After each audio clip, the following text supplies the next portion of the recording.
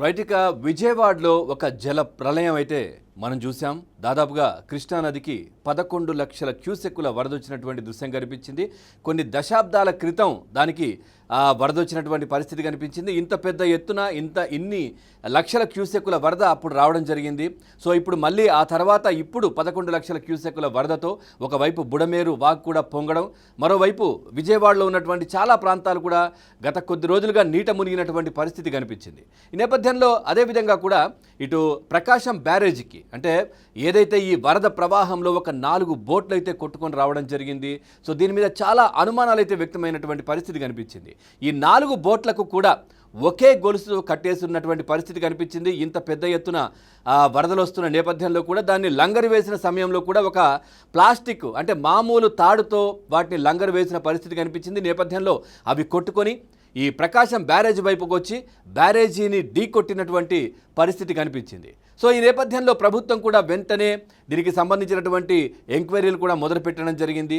అసలు ఏంటి, ఏ విధంగా ఇవి వచ్చి ఈ బ్యారేజీని ఢీకొట్టడం జరిగింది, అదేవిధంగా దీంట్లో ఏమైనా కుట్రకోణం ఉందా అనే దానికి సంబంధించి కూడా ఎంక్వైరీ జరుగుతున్న పరిస్థితి కనిపించింది. ఎందుకంటే ఒక్కొక్క బోటు 30 టన్నుల బరువు ఉన్నటువంటి పరిస్థితి కనిపించింది. చాలా ఇనుప అంటే ఒక 2 లేయర్లతో ఇనుముతో దాన్ని తయారు చేసినటువంటి పరిస్థితి కనిపించింది. దీంట్లో అప్పుడు ప్రభుత్వం అంటే గత 5 ఏళ్లలో వైసీపీ ప్రభుత్వం ఉన్నప్పుడు ఈ బోట్లలో ఎక్కువగా ఇసుకను తీసుకొచ్చి తెచ్చేవారు, దానికి వీటిని ఉపయోగించారు అనే మాటలు కూడా చాలా వినిపిస్తూ ఉన్నాయి. అదేవిధంగా ఏదైతే ఈ బోట్లకు సంబంధించి పర్మిషన్లు లేవు అనే అంశం కూడా చర్చకు వస్తున్నటువంటి పరిస్థితులు కనిపిస్తూ ఉన్నాయి. సో దీనికి సంబంధించి ఏమైనా కుట్రకోణం ఉందా అనే దానికి సంబంధించి ఇటు పోలీస్ యంత్రాంగం కూడా ఎంక్వైరీ చేస్తున్నటువంటి పరిస్థితులు కనిపిస్తూ ఉన్నాయి. ఒకసారి మనం చూద్దాం ఏదైతే ఈ బోట్లకు సంబంధించి ఏ విధంగా వచ్చాయి, అక్కడ ఏ విధమైనటువంటి ఆటంకాలు కలుగుతూ ఉన్నాయి ఏంటి అనేది ఒక్కసారి మనం చూస్తే కనుక ఇక్కడ చూడొచ్చు.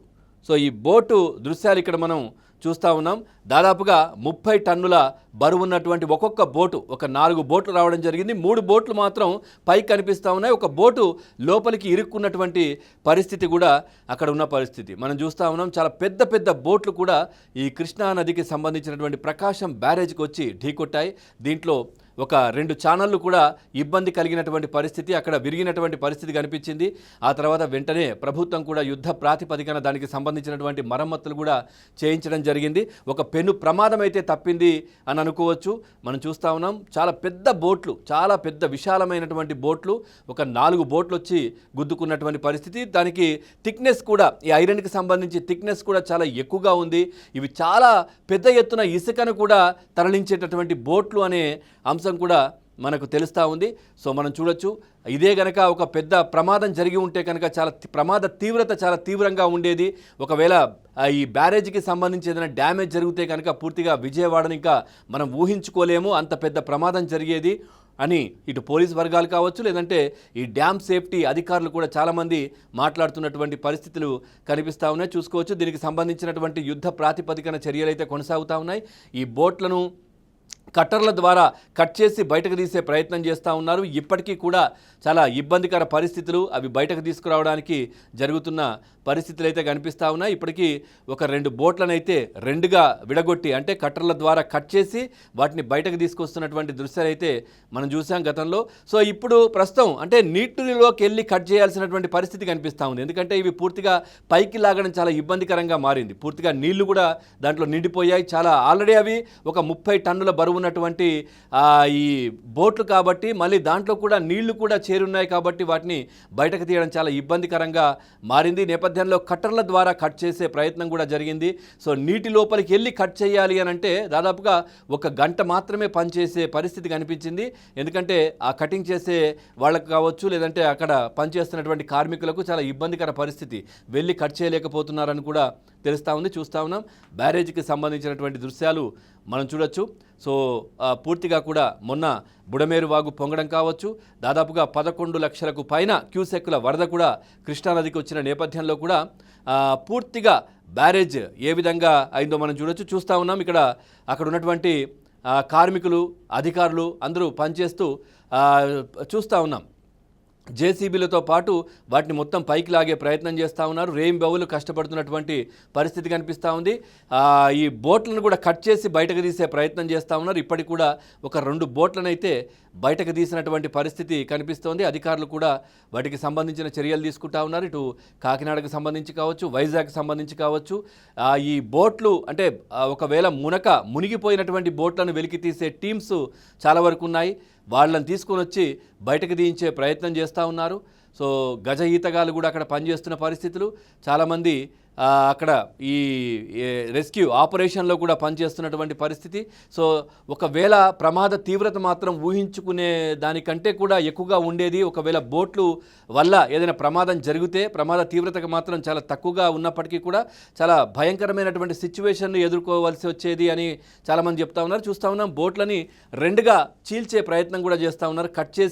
కట్టర్ల ద్వారా కట్ చేసి వాటిని వెలికి తీసే ప్రయత్నం చేస్తూ ఉన్నాం. గజ ఈతగాలు కావచ్చు, వీటిని బయటకు తీసేటటువంటి ఒక టెక్నికల్గా తెలిసినటువంటి సిబ్బంది అందరూ కూడా అక్కడ పార్టిసిపేట్ చేస్తున్నటువంటి దృశ్యాలైతే మనం చూస్తూ ఉన్నాం. దాదాపుగా ఒక్కొక్క బోట్ 30 టన్నులు బరువున్నటువంటి బోట్, అలా 4 బోట్లు ఒకే చైన్తో కట్టేసి ఉండి ఈ కొట్టుకొని వచ్చినటువంటి పరిస్థితి కనిపించింది.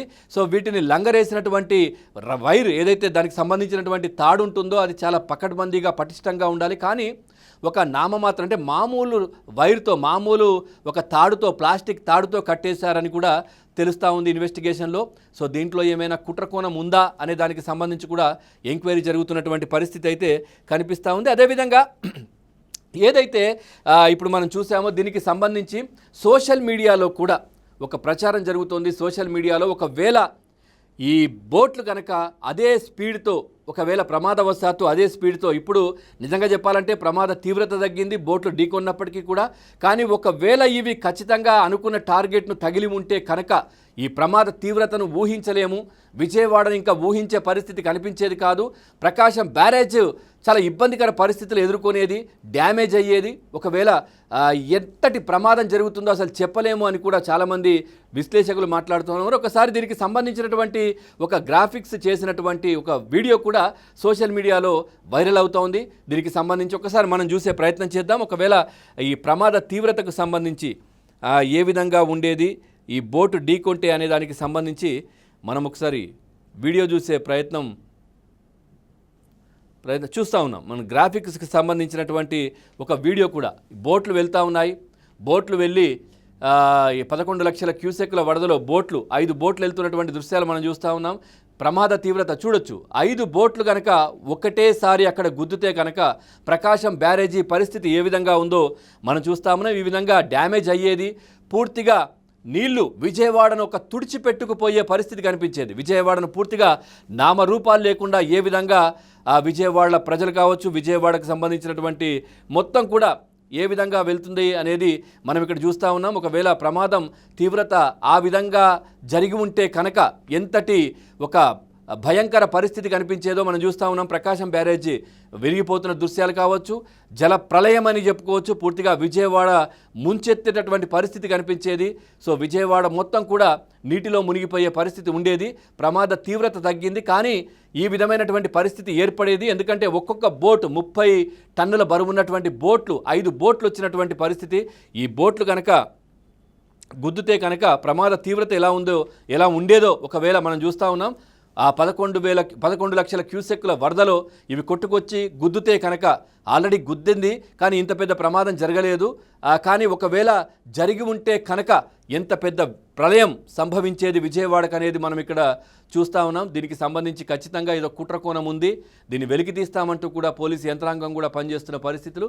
సో పూర్తిగా ఇంతటి పెద్ద దారుణమైనటువంటి సంఘటన జరిగేది అంటూ కూడా చాలామంది దీనికి సంబంధించి మాట్లాడుకుంటున్నటువంటి పరిస్థితులు అయితే కనిపిస్తూ ఉన్నాయి.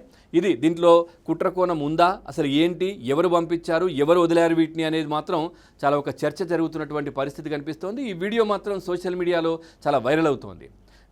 నిజంగా చెప్పాలంటే కూడా ఒకవేళ అంత ఫోర్స్తో తగిలి ఉంటే కనుక ఇది ప్రమాదవశాత్తు జరిగిందా, లేదనంటే ఉద్దేశపూర్వకంగా ఇంత పెద్ద కుట్ర చేశారా అనేది మాత్రం వెలికి తీయాల్సిన అవసరం ఉంది. ఖచ్చితంగా దీనికి సంబంధించినటువంటి ఎంక్వైరీ కూడా ప్రభుత్వం చేయిస్తోంది. చూడాలి మరి ఏం జరిగింది, అసలు ఏంటి అనేది మాత్రం కొద్ది రోజుల్లో బయటకు వచ్చే పరిస్థితి కనిపిస్తూ ఉంది.